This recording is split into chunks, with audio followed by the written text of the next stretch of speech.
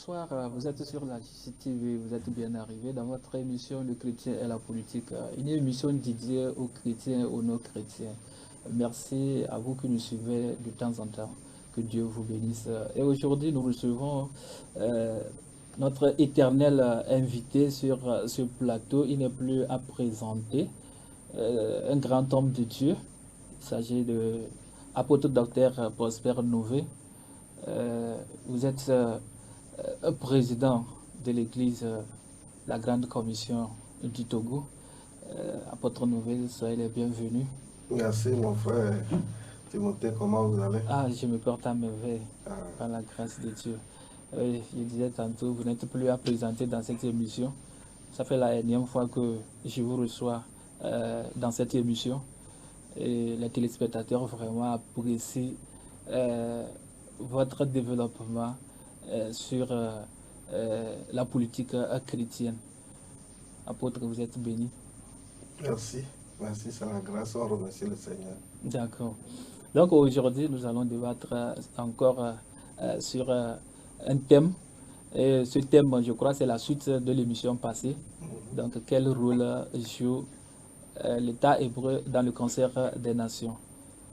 Je crois que l'autre fois, vous avez émerveillé autant de téléspectateurs. Il y en a, nous avons eu le retour. Les gens ont apprécié, ceux qui vous connaissent ont apprécié votre passage. Je disais bien sûr, aujourd'hui même, il y en a même qui m'ont dit, mais où est-ce que je vous ai trouvé? Par quelle alchimie j'ai fait? Je suis là. J'ai fait pour vous amener dans cette émission. Ils sont tellement surpris. Oui. Et il y a beaucoup de vos élèves passeurs qui m'ont demandé s'ils peuvent passer aussi dans cette émission parce qu'ils ont vu leur patron. Vraiment, ils seront bénis. Grâce au Seigneur. Merci. Oui. Oui, je disais, bon, dans cette émission, nous allons aussi parler de l'actualité oui, qui prévaut aujourd'hui. Donc, aujourd'hui, le 6e jour des frappes russes au niveau de l'Ukraine. Oui, c'est une guerre incessante. Donc, je crois que dans cette émission, vous allez implorer la grâce de Dieu pour que la paix règne en Ukraine, apôtre. Ok, c'est ça le problème. D'accord. Nous allons prier, mais eux aussi, ils doivent jouer leur partition. Ils sont en train de jouer leur partition à travers des négociations. D'accord. Vous allez jouer votre partition à travers la prière. Okay. Oui, apôtre, oui. Il s'agit du peuple hébreu, les Juifs. Les Juifs, vous avez fait un voyage, il peut dire 2, 3, 4, 5 fois en Israël. Vous connaissez le peuple Israël, vous connaissez aussi la nation hébreu. Vous êtes allé en Israël, vous avez touché du doigt la réalité sur le terrain. Oui, et vous avez discuté avec eux, avec des leaders religieux en Israël. Vous avez étudié sur ce peuple et vous avez aujourd'hui la réalité sur ce peuple, leur histoire vraiment. Vous vivez l'histoire du peuple hébreu plus que même le peuple togolais. Et aujourd'hui, en tant qu'apôtre, quel rôle le peuple, ou soit la nation hébreu, ou soit l'État d'Israël a dans le concert, ou bien joue dans le concert des nations aujourd'hui, apôtre? Ok, merci frère Timothée. Bon, pour corriger, moi j'ai été une seule fois en Israël. Mais j'ai été une seule fois en Israël, mais... Ça ne veut pas dire que vous n'allez plus aller. Non, non, je vais aller. Voilà. Je lis à plusieurs fois, à plusieurs reprises la Bible. D'accord. J'ai parlé l'histoire de la Bible, mais j'étais parti une seule fois pour voir ce qui se passe là-bas. Oui, parce qu'il faut corriger. Je ne suis pas allé à plusieurs fois, à plusieurs reprises. C'est une seule fois pour voir les réalités. Mais vous avez touché quand même du doigt la réalité. Oui, oui, on a touché du doigt la réalité. Voilà, c'est suffisant. C'est ce que je veux. Oui, oui, oui. D'accord. Bon, quel rôle joue la nation hébreu? Hébreu, bien sûr, dans le concert des nations. Dans le concert des nations, ça c'est simple. Quand Dieu créa l'homme dans le jardin d'Éden, il l'a créé pour gérer la terre. Oui. Mais quand l'homme est tombé dans le péché, Dieu lui a arraché cette notoriété, cette grâce-là. Et Dieu, dans sa vision, voulait continuer son processus. Parce que ce qu'il décide de faire, lui le fait. Et avant même de chasser l'homme du jardin, il a déclaré qu'il enverra un sauveur qui va écraser la tête du serpent. Genèse 3, verset 15. Une postérité. Bon. Et pour maintenant amener cette vision à son accomplissement, les hommes qui ont commencé par naître d'Adam et Ève, arrivé à un moment, les hommes ont commencé par pécher. Et dans Genèse 6, la Bible dit qu'il y a des géants, des fils des dieux. En ce temps-là, les anges, déchus comme les bons anges, il n'y avait pas de différence. Donc on dit que les fils de Dieu voyaient les fils, les filles de l'homme et les convoitaient et venaient se coucher avec les filles et donnaient des géants. Et il y avait tellement de péchés, tellement de mauvaises choses sur la terre, jusqu'à ce que Dieu ne décide de détruire la terre par le déluge. Et avant de détruire la terre par le déluge, Dieu a trouvé un homme qui a trouvé grâce, c'est Noé. Noé avait 3 fils, Sem, Cam et Japheth. Et quand Noé a fini de construire l'arche, lui, avec sa femme, ses 3 fils avec leurs 3 femmes sont rentrés dans l'arche avant que la pluie du déluge ne vienne sur la terre qui a décimé toute la race humaine. Maintenant, de Sem, ils sont 3, mais de Sem, Dieu a trouvé une personne qu'on appelle Abraham. Et dans Genèse 12, Dieu lui a dit de sortir de sa patrie. Il sortait de la Chaldée, environ au niveau de l'Irak et autres là. Donc Dieu lui a dit de quitter son pays, sa nation, et il va lui montrer le lieu. C'était la terre de Canaan, que Abraham a mis pied là-bas, et il a commencé par posséder ça spirituellement. Mais Dieu lui a promis que ses descendants seront étrangers dans un pays. Genèse 15. Et ils seront maltraités pendant 400 ans. Il viendra les secourir. Parce qu'en ce temps-là, Abraham n'avait même pas d'enfant. Abraham a donné Isaac. Isaac a donné deux fils, Jacob et Esaü. Dieu a dit qu'il a aimé Jacob, il a haï Esaü. Et Jacob a donné 12 fils. Des 12 fils, le 11e qui est Joseph a été haï à cause de la grâce de Dieu qui était sur lui. C'est lui qui a été vendu. Il est parti en Égypte. Et par la grâce de Dieu, de la prison, il est devenu premier ministre. Et c'est de là que quand la famine sévissait, les frères de Joseph étaient venus pour acheter de la nourriture. Et à la seconde fois, quand ils étaient revenus, Joseph s'est fait connu par ses frères. Et il a demandé qu'on amène son père, parce que c'était seulement la 2e année, il restait encore 5 ans. Donc, Jacob, avec toute sa famille, au nombre de 70, était venu en Égypte.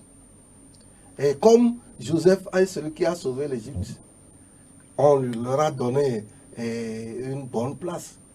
Et ce peuple de 70, quand ils devaient quitter l'Égypte, les hommes étaient à 600 000.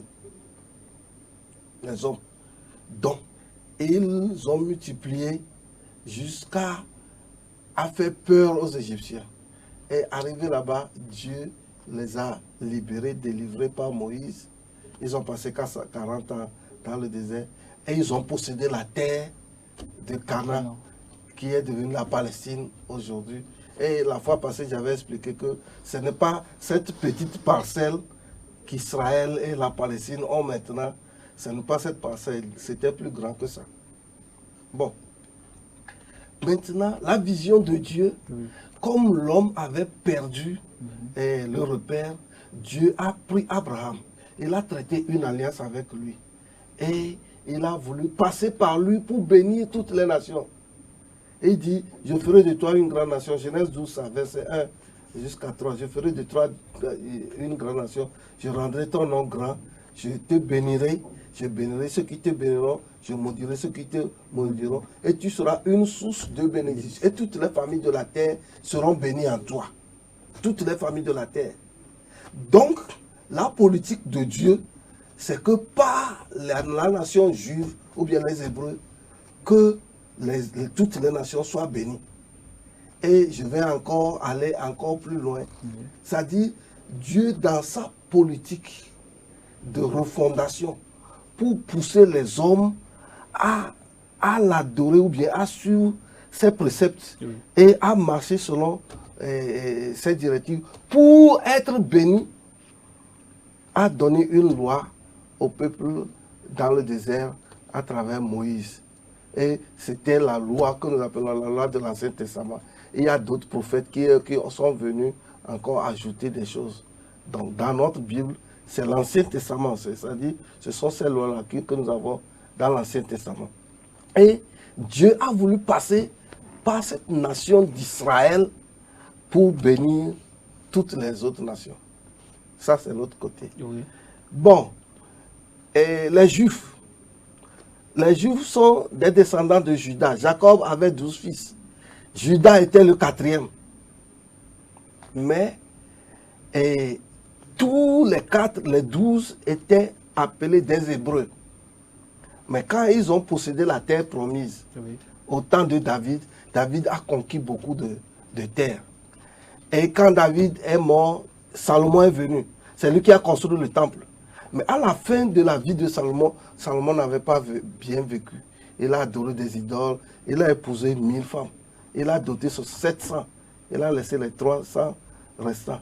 Donc toutes ces femmes étrangères, le temple qu'il a construit, les femmes-là ont demandé à Salomon d'amener leur Dieu. Donc devant le temple, il a construit encore des temples d'idoles. Ce qui a fait que Dieu a dit que ce qu'il a promis à David ne va plus le faire. Donc, il a prophétisé, on a divisé Israël, les 12 tribus, on a donné 10 tribus à Jéroboam. C'est pourquoi quand le fils de Salomon a pris le trône, on lui a dit d'alléger la souffrance. Il dit non, je ne vais pas l'alléger. Il dit, mon petit doigt est plus gros que les reins de mon père. C'est ça qui a fait que Israël s'est séparé. Il y a 10 tribus qui étaient pour Jéroboam et 2 tribus pour Judas. Et c'est là où étaient les Juifs. Maintenant, celui à qui on a donné 10 aussi était pire que les descendants de... C'est-à-dire ceux chez qui on recevait le truc là. Jéroboam a commencé par adorer des idoles. Et il choisissait les prêtres, non pas selon la loi hébraïque, c'est-à-dire Lévitique a parlé de comment on va choisir les prêtres. Ce sont les Lévites qui sont ceux qui sont censés faire les sacrifices. Mais au temps de Jéroboam, si tu amènes un mouton, tu deviens sacrificateur. Tu peux être même un étranger. On te met pour faire le sacrifice. Donc c'est comme ça que ceux qui craignaient l'Éternel dans les 10 tribus venaient dans la tribu de Juda et sont venus s'installer là-bas. C'est pourquoi on a maintenant appelé tous ces Hébreux-là des Juifs. J'ai voulu l'expliquer comme ça. Oui, je crois que vous avez fait la genèse du peuple hébreu ou bien Israël. Oui. Oui. Aujourd'hui, la mission que l'Éternel Dieu ou bien Dieu a donnée au peuple d'Israël, Oui. qui est la leur de propager la lumière divine dans le monde. Oui. Est-ce qu'aujourd'hui, cette mission est accomplie? Elle n'est pas accomplie totalement. Oui. Pourquoi elle n'est pas accomplie totalement, apôtre? Parce que Parce que c'est le peuple que Dieu a choisi pour être c'est-à-dire un exemple ou soit le prototype, oui. le reflet. Oui, mais pourquoi cette mission n'est pas totalement accomplie par oui, les Hébreux n'ont pas obéi aux ordonnances de Dieu, la loi. Même la loi, dans l'Ancien Testament, il y a 3 formes de loi. Oui. Il y a la loi morale, il y a la loi cérémoniale et la loi sacrificielle. Bon, la loi morale, même au temps des Hébreux qui est dans l'Ancien Testament, avait certaines imperfections. Même si tu fais comme un péché, ou bien si 3 personnes, ou bien 2 personnes se lève maintenant pour dire que ce que tu n'as pas fait, qu'ils t'ont entendu dire ceci, on peut te lapider. Mais Jésus est venu harmoniser ces lois. Donc, ça dit, ce que Dieu voulait, il ne l'a pas trouvé. C'est pourquoi Hébreu 1, verset 10, il dit Dieu, quand il a passé par plusieurs moyens pour parler à nos pères, par les prophètes, aujourd'hui il nous parle par le Fils. Parce que ce que Dieu voulait n'a pas été respecté. Les gens là ne suivaient pas la loi. C'est-à-dire, ils suivaient la lettre de la loi, mais ils ne suivaient pas l'esprit de la loi. Mais est-ce qu'en ce sens, Dieu a regretté d'avoir choisi le peuple d'Israël? Non. Dieu n'a pas regretté. Dieu... Parce qu'il n'est pas satisfait de la mission qu'il a confiée. Oui, Dieu même savait, il savait que l'homme pécheur, dans cette nature, ne pouvait pas respecter cette loi. C'est pourquoi il a envoyé son fils, Jésus. Mais qui n'a pas été totalement accepté. Non, Jésus, quand il est venu, il n'a pas été accepté. Pourquoi? Jésus n'est pas tombé du ciel comme un ange. Dans l'Ancien Testament, quand les gens voient un ange, la présence d'un ange, ils arrivent à l'adorer. Mais Jésus a porté la chair. C'est-à-dire, Dieu a caché les valeurs dans Jésus, dans la chair. Il a été conçu 9 mois et il est né comme les hommes. Il a passé, il a grandi comme un enfant. Et en ce temps-là, Jésus avait, c'est-à-dire, il y a beaucoup de choses qui sont passées. Qu'est-ce qui s'est passé?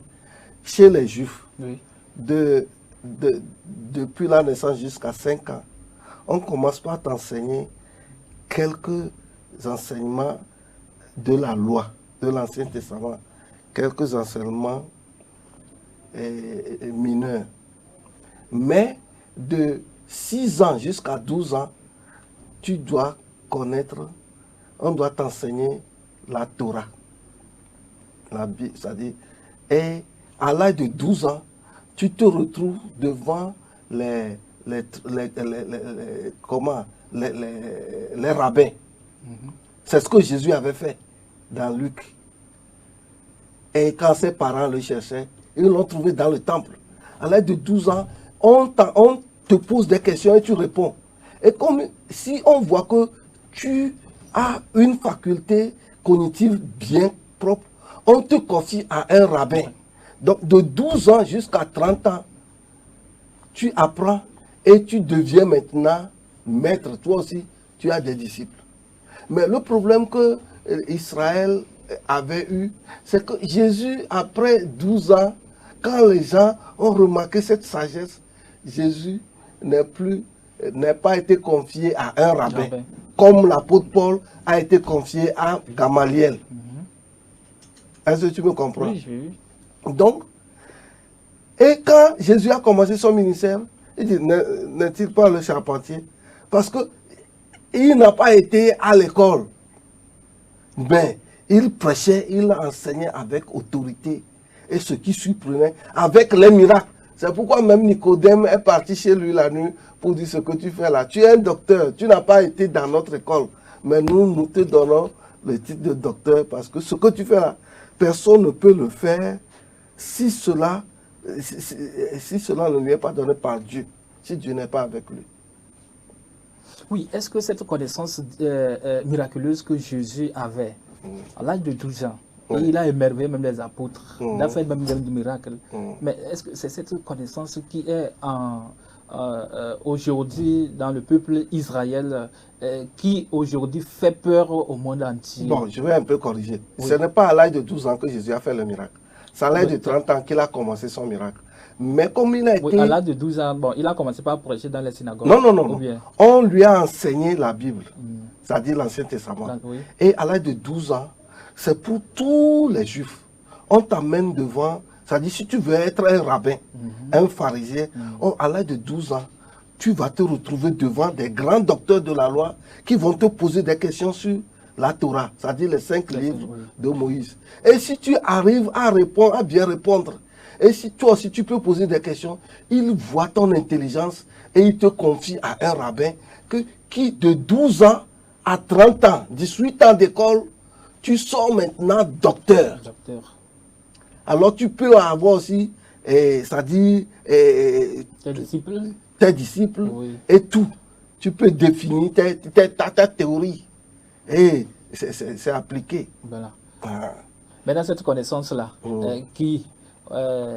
que Jésus avait, et il a commencé, vous avez dit, les miracles à l'âge de 30 ans. Oui. Il n'a même pas mis pied à de corps des enseignements, certains enseignements même qu'il n'a pas suivis, même miraculeusement.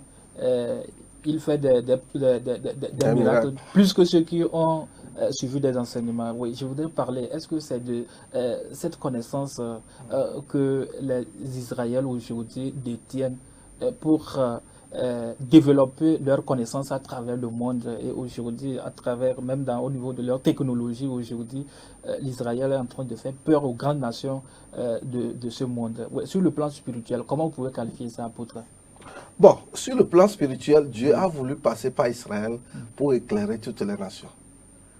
Mais la Bible dit, dans Jean 1, le verset 11, que la lumière est venue chez les siens, mais les siens ne l'ont pas reçue. À tous ceux qui l'ont reçue, il leur a donné le pouvoir de devenir enfants de Dieu. Mais Israël était supposé éclairer les nations par la connaissance de Dieu. Mais ils ne l'ont pas fait. Mais comme leur papa avait été béni, Abraham a été béni, ils sont bénis. Dieu dit, toutes les nations de la terre seront bénies en toi. C'est pourquoi, même en dehors d'Israël, en dehors des enfants d'Israël, toutes les nations sont considérées comme des nations païennes. Parce que Abraham a été circoncis et leur alliance était la circoncision. Il était circoncis, je crois, à l'âge de 75 ans. Non, c'était à 90 ans. 90 ans. Non, Abraham, lui, à 99 ans. À 99 ans. Oui, Quand oui, son fils même, je il crois que c'est au même moment. Ismaël avait 13 ans quand Abraham était circoncis avec tous ses enfants. Maintenant, aujourd'hui, que Dieu dit, ou bien selon la parole de Dieu, ou bien selon votre développement, c'est la nation que Dieu a bénie et à travers cette nation, toutes les nations du monde seront bénies. Non, vous n'êtes pas sans savoir que dans l'émission passée précédente, nous avons quand même parlé du Moyen-Orient. Oui. Oui, les pays arabes, islamiques, qui jusqu'au jour d'aujourd'hui, il y a certains pays arabes qui contestent même, comment l'appelle-t-on, la nation hébreu ou bien Israël. Ouais, est-ce que cette mission que Dieu a confiée aux enfants d'Israël, que toutes les nations seront bénies par Israël, est-ce que réellement les pays islamiques seront sous cette bénédiction? Bon, parce qu'aujourd'hui, aujourd'hui, vraiment, il y a une tendance. Oui, je vais expliquer. Il y a deux formes. Il y a deux formes de bénédiction. Oui. Tantôt pas de bénédiction, mais il y a 7 types de bénédiction. Mais je vais parler de deux formes de bénédiction. Oui, pour éclairer la lanterne. En promettant à Abraham que tu seras une source de bénédiction. Il y a la bénédiction spirituelle. La bénédiction spirituelle. Oui. Et j'englobe les autres bénédictions, c'est-à-dire les bénédictions matérielles, les bénédictions technologiques et autres. Il y a ces bénédictions-là. Bon, pour ne pas aller encore loin, Israël n'a pas eu la technologie. C'est des choses que Israël a copiées en Égypte. Le premier écrivain de la Bible a étudié en Égypte. C'est Moïse. Ils étaient des analphabètes. Mais comme ils étaient bénis, quand ils étaient venus en Israël, en Égypte, tout ce que l'Égypte antique avait développé, la médecine et autres, quand ils ont vu ça, parce qu'ils sont bénis, ils ont développé ça. Et maintenant, Dieu voulait passer par eux pour que les hommes le connaissent.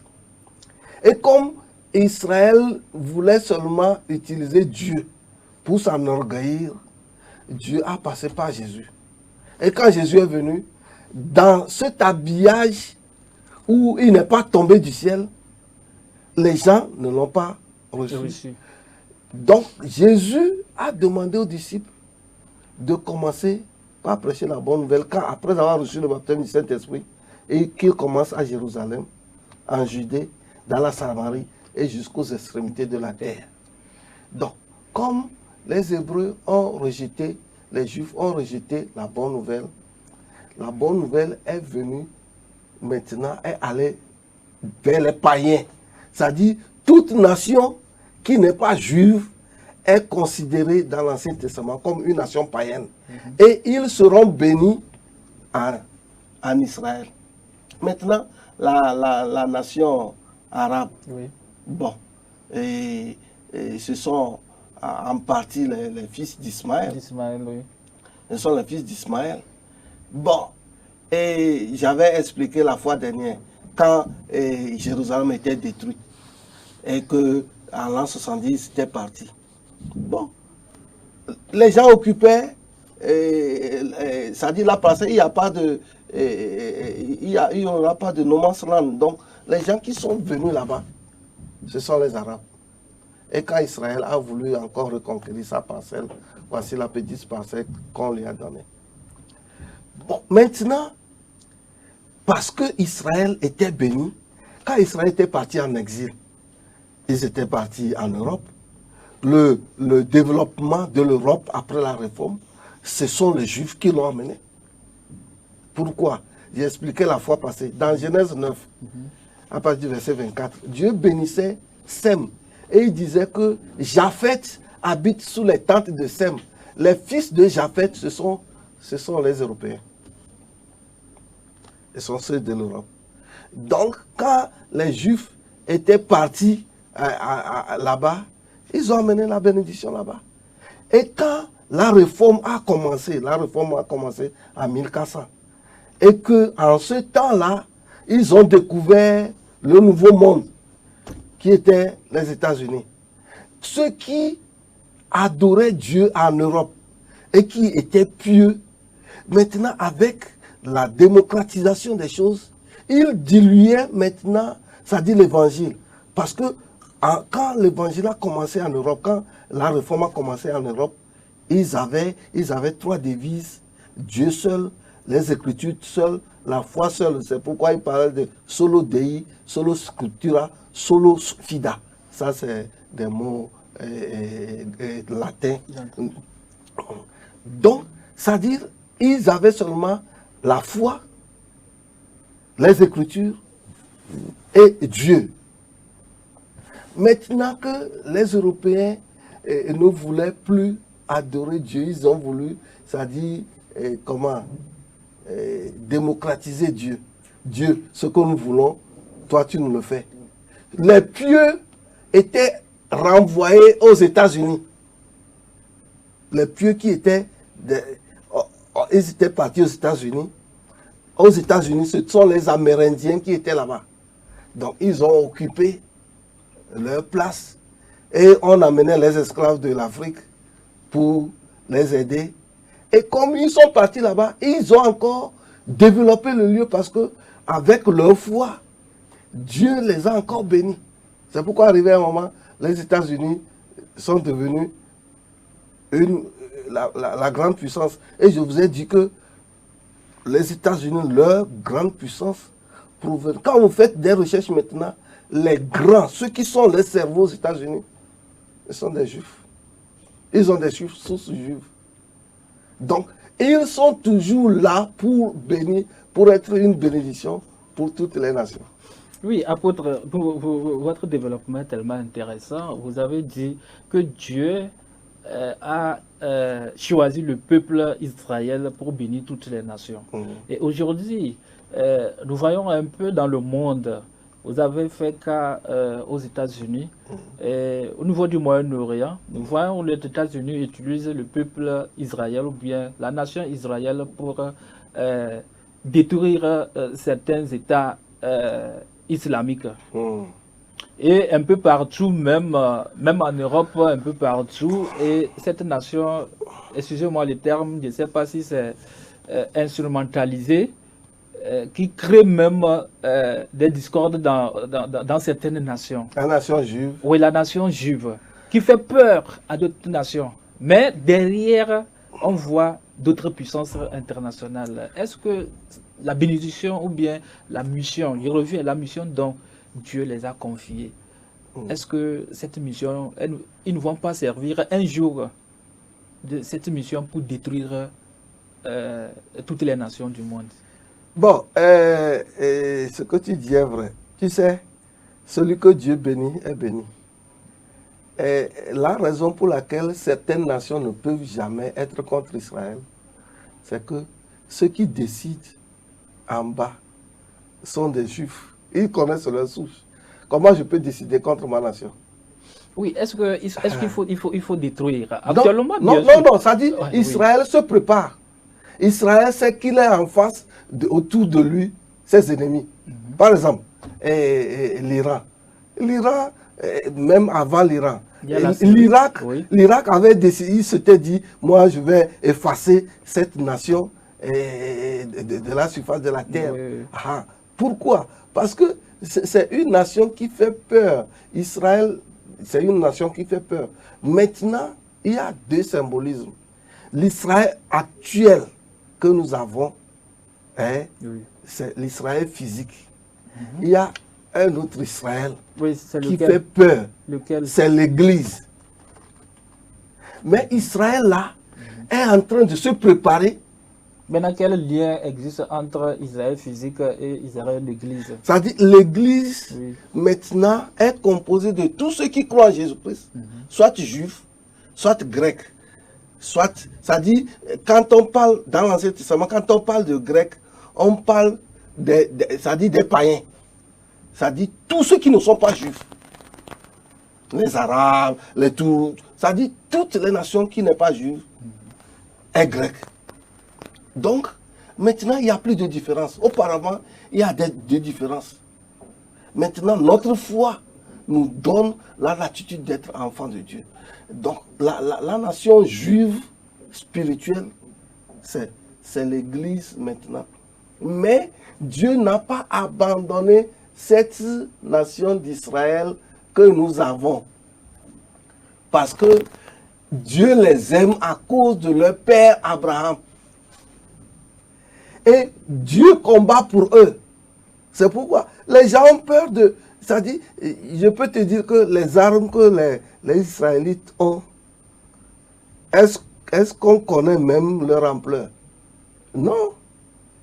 C'est déjà compliqué. Parce que quand ils font la guerre, Dieu lui-même intervient. Surtout la technologie en matière de sécurité. Non, ils sont puissants. Ils ont tout. Ils ont tout. Il y a des choses qu'ils ont que personne n'a. Pourquoi? C'est une petite nation. Même les États-Unis. Comment? Les États-Unis ont peur d'Israël. Parce que Dieu leur donne des grâces. Vous vous levez contre eux, contre Israël maintenant, vous serez étonnés. Dieu lui-même viendra à leur secours. C'est pourquoi il y a certains, ayant connu ça là, ils font la paix avec Israël pour avancer. Parce qu'il dit, je bénirai ceux qui te béniront, je maudirai ceux qui te maudiront. Ça, c'est ce que Dieu a dit à Abraham. Donc ça s'accomplit jusqu'aujourd'hui. Ça s'accomplit jusqu'aujourd'hui. Ça s'accomplit jusqu'aujourd'hui. Si, par exemple, si le Togo n'aime pas Israël, il sera maudit. Je vous dis la vérité. Est-ce que le Togo n'aime pas Israël? Je dis, si le Togo devient ennemi d'Israël, il sera maudit. Donc ça veut dire que le Togo est ami d'Israël? Oui, c'est toi-même qui me l'as dit la fois dernière, non? Peut-être, j'ai oublié ça. Ah, ok. Donc, toutes les nations, ce que Dieu a prévu, c'est que toutes les nations puissent revenir vers Dieu, pas Israël, mais l'Israël spirituel. En dehors de ça, l'Israël physique aussi joue un rôle. Oui, son rôle au niveau par rapport à son physique. Oui, à son physique, comme Israël est revenu maintenant, il est devenu la lumière sur beaucoup de points. Quand vous voyez l'âge d'Israël et l'âge des nations, avec ce que Israël a comme armement et autres, vous aurez peur. Vous aurez peur parce que Dieu ne va pas utiliser beaucoup d'années pour faire les choses avec Israël. C'est pourquoi maintenant, beaucoup de nations, et selon ça, c'est la vision eschatologique. Hein? C'est la vision eschatologique, c'est l'enseignement des derniers temps.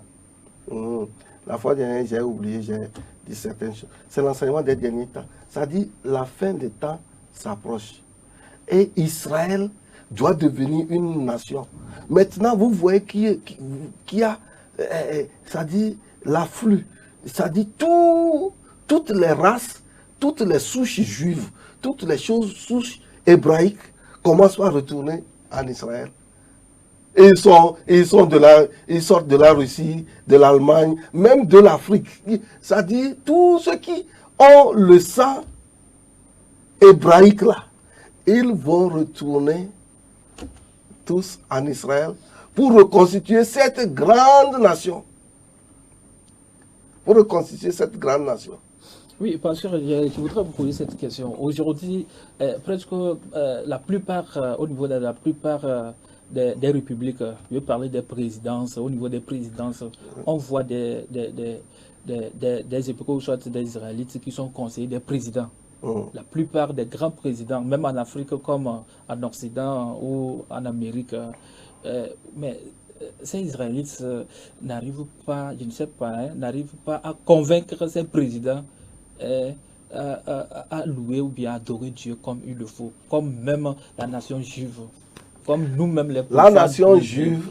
Pourquoi? Mais ils sont conseillers. La nation juive. Tapis dans l'ombre, on les voit. Oui, laisse-moi te dire. Oui. Jusqu'à présent, c'est une seule frange des Juifs qui reconnaît Jésus comme Seigneur. Les autres, là, les autres, quand vous allez en Israël, c'est seulement l'adoration de l'Ancien Testament qui se passe. C'est ce qui se passe. Et le Nouveau Testament. Ils attendent le Messie jusqu'à présent.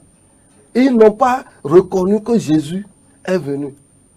Ils attendent le Messie parce qu'ils disent que si Jésus était le Messie, il n'allait pas naître comme ça.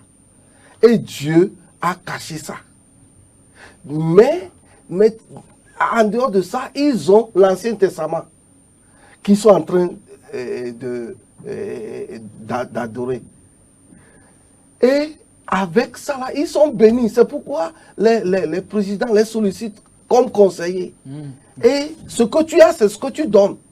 Si parmi ces conseillers, il y a des juifs éclairés, nous les appelons des juifs messianiques, c'est-à-dire ceux qui croient que Jésus est le Messie.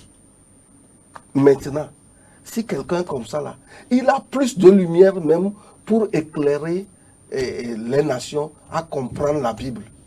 Mais c'est une petite minorité. S'ils sont comme ça, ils donnent de bons conseils. Mais avec les Juifs qui ne reconnaissent pas Jésus comme Seigneur, c'est des gens très durs. C'est des gens... Les gens les plus méchants, les plus difficiles, ce sont les Juifs. Ce sont les Juifs. Donc, ce qu'ils ont, c'est ce qu'ils donnent. Ils donnent leurs conseils sur le plan technologique, sur le plan militaire, sur le plan de sécurité, sur le plan médical. Ça dit ce qu'ils ont, ça dit ça c'est la bénédiction physique que Dieu leur a donnée, c'est ce qu'ils utilisent pour aider les nations. Oh, ce n'était pas ce que Dieu voulait. Dieu voulait qu'ils nourrissent les nations avec les choses spirituelles. Donc, même ici, là où nous sommes maintenant, jusqu'en URSS, jusqu'en Ukraine, il y a encore des Juifs qui sont dedans. Ils sont dedans. Ils sont des conseillers. Ils sont bénis là. Personne ne peut, même chez les Arabes, ils sont là, ils sont bénis. Dieu les a bénis et c'est fini. Parce que quand Dieu te bénit, il ne t'arrache pas la bénédiction. Même le diable, le don qu'on lui a donné, il est parti avec le don. Oui, l'autre fois, j'ai discuté avec un monsieur, il m'a dit, si vous avez un Israélite chez vous, vous êtes protégé. Est-ce que vous êtes d'accord par rapport... protégé en quoi? C'est-à-dire que vous êtes béni. Béni. Oui. Un Israël que vous avez reçu chez vous, et il vit, vous êtes... il est chez vous, vous êtes béni. Ça, c'est vrai, vous êtes béni. Oui. Parce que Dieu dit, je bénirai ceux qui te béniront. Quand vous l'accueillez, qu'il soit un juif messianique ou bien un juif qui attend encore le Messie à venir. Lui, il a dans ses gènes la bénédiction. Donc, tu seras béni. C'est pourquoi même si nous ne prions pas, l'Église ne prie pas pour Israël, ce n'est pas bon. L'Église doit prier pour Israël parce que c'est d'Israël que la bonne nouvelle nous est parvenue. Et je vais encore aller plus loin.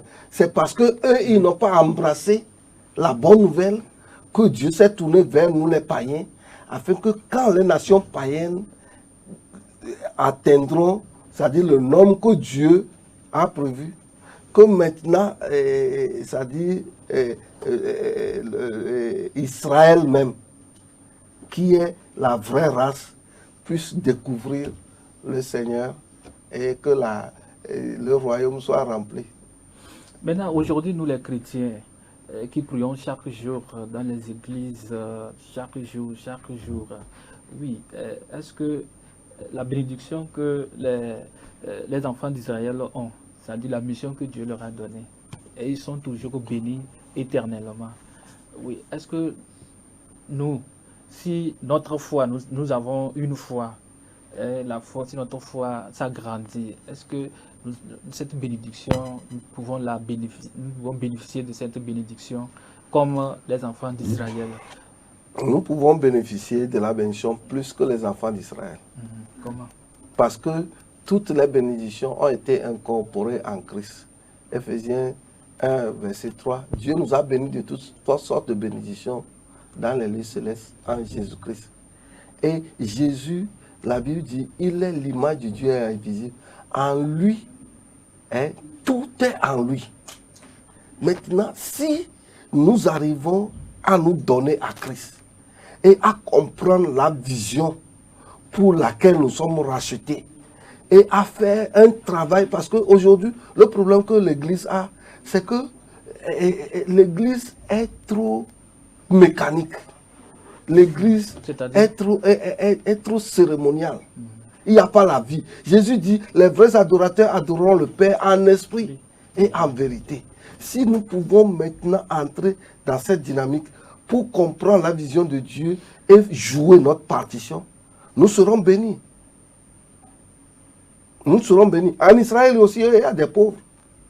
Parce que des fois, même si tu es béni et que tu ne fais pas ce qui doit t'amener la bénédiction, tu ne seras pas béni. Pourquoi? Jacob et Esaü sont nés du même ventre d'Isaac qui est béni. Mais pourquoi Jacob et Esaü n'ont pas été bénis? Il n'a pas fait des choses qui méritent la bénédiction. C'est ça. Bon, apôtre, aujourd'hui, avoir l'hégémonie, soit la puissance que l'État israélien est en train de développer, surtout leur technologie, est-ce qu'on peut dire que l'Israël est une bombe à retardement? Oui, Israël est vraiment une bombe à retardement parce que avec la technologie, Israël est en train de monter en puissance. Monter en puissance. C'est pourquoi certaines nations ont décidé d'être en paix, de traiter, ça dit d'être en paix avec eux. Est-ce que vous comprenez? Ceux qui ne comprennent pas peuvent se lever contre Israël. Mais aucune nation, même tout le monde entier peut se lever contre Israël. Même en matière de guerre, ils ne sortiront pas vainqueurs.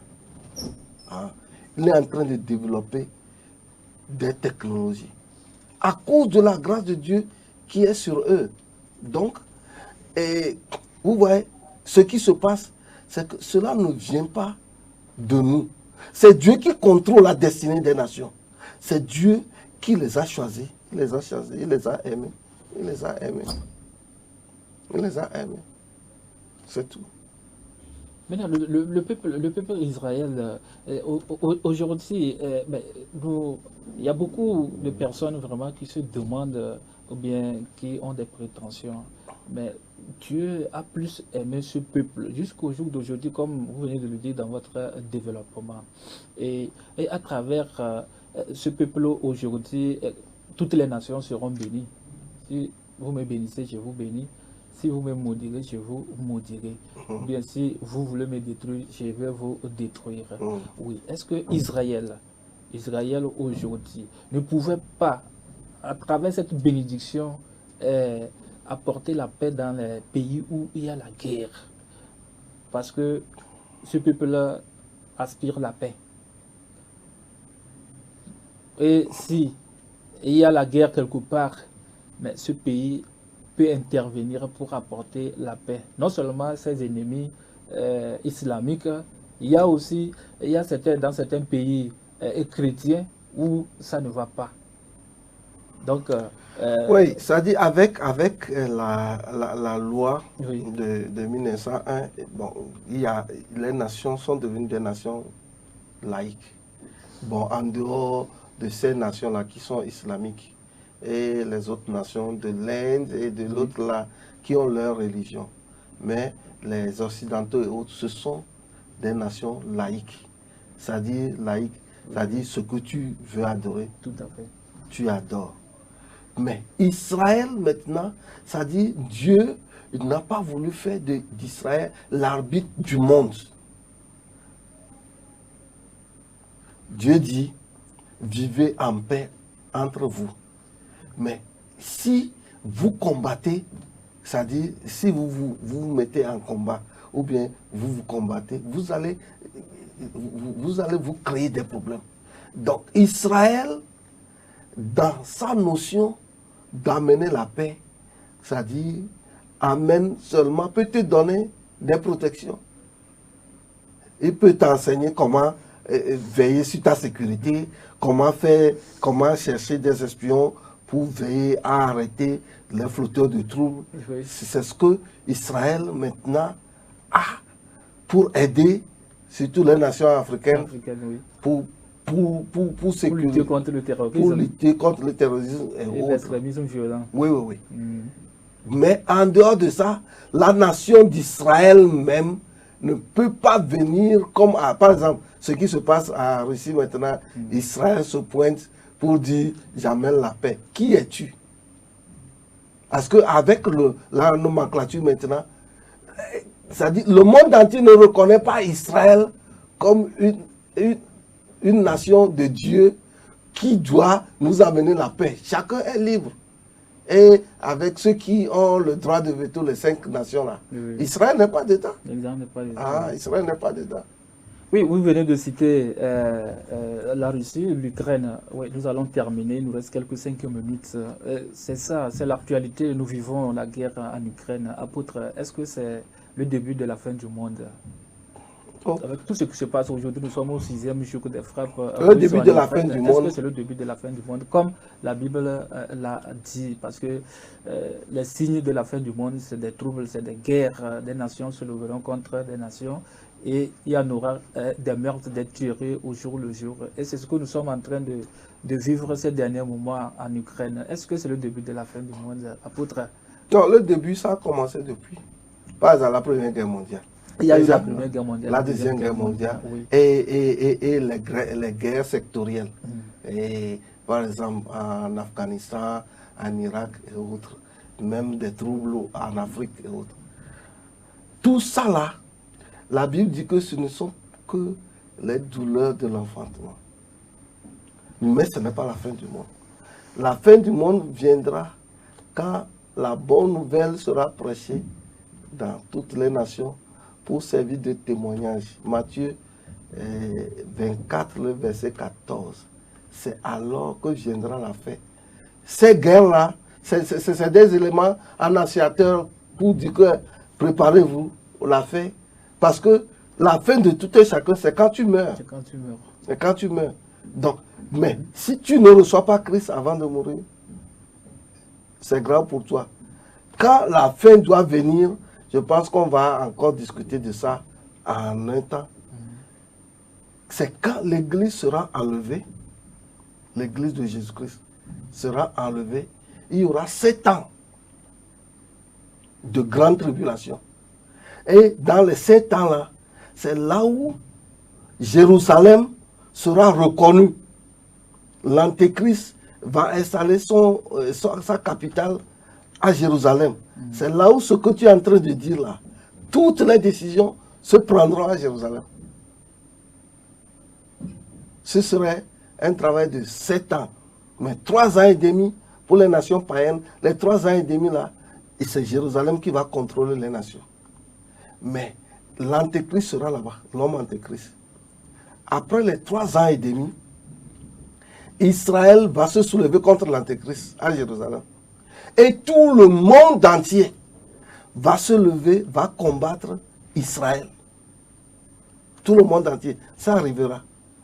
Et c'est là la guerre qu'on appelle Armageddon. Et quand Israël sera combattu, toutes les armes qui sont en train de se fabriquer, c'est pour cette guerre-là, la guerre d'Armageddon. Et en ce temps-là, quand les nations vont combattre jusqu'à arriver à un moment, Israël sera à bout de souffle. Et c'est là où Israël va se tourner vers Jésus. Et c'est à ce temps-là que Jésus et l'Église viendront sur la terre et vont arrêter la guerre. Et le faux prophète et la bête, les 2 bêtes qui ont servi aux 7 ans là, c'est là où ils seront envoyés premièrement en enfer. Et après ça, il y aura 1000 ans de paix sur la terre.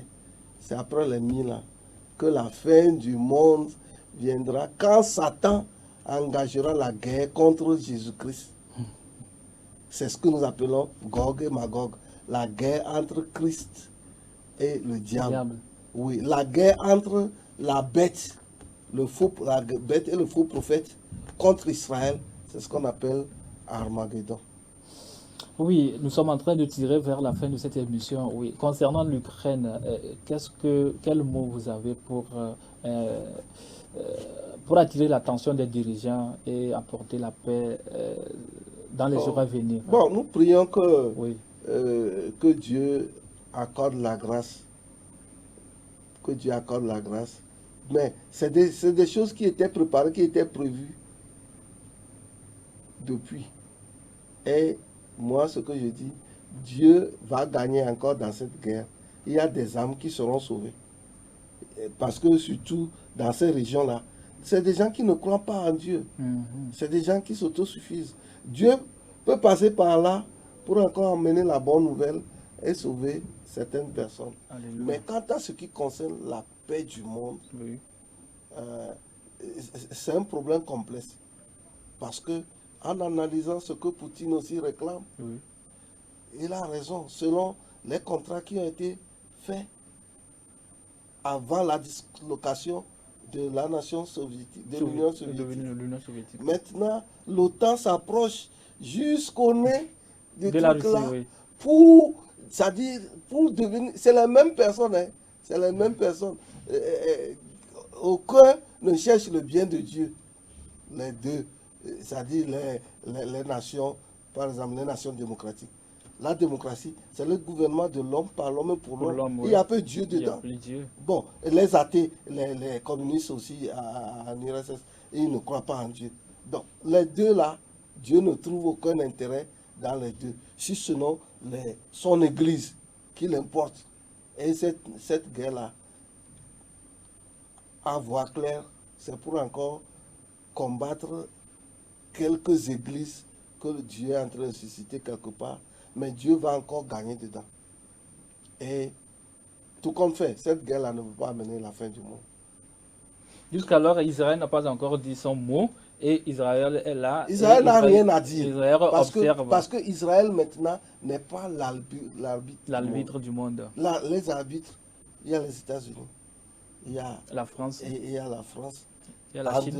Il y a la Chine. Oui. Il y a la Corée du Nord. Ça dit maintenant chacun se développe.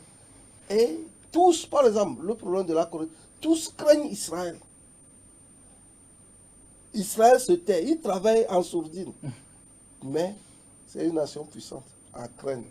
Mais maintenant, Israël ne peut pas intervenir comme les nations qui ont le droit de veto. Le veto. Oui, c'est eux maintenant qui gèrent les affaires des nations.